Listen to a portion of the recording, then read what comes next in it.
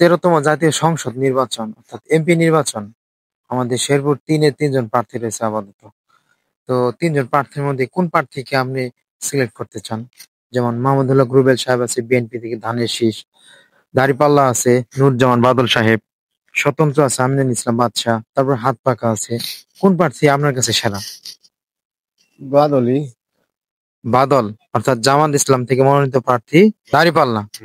আমি তো ধানের শীষে অর্থাৎ মাহমুদুল্লাহ রুবেল সাহেব।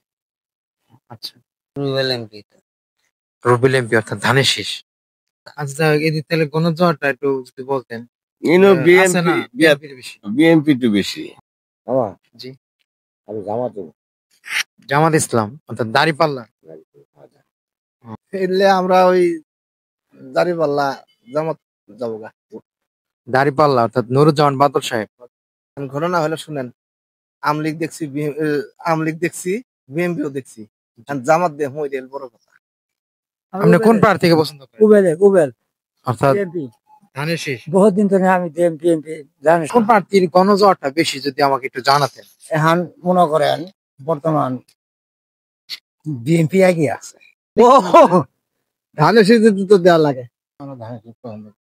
ধানের শীষ অর্থাৎ মাহমুদুল্লাহ রুবেল সাহেব। জামাত নিয়ে আসি। জামাত নিয়ে আছেন অর্থাৎ দাঁড়িপাল্লা।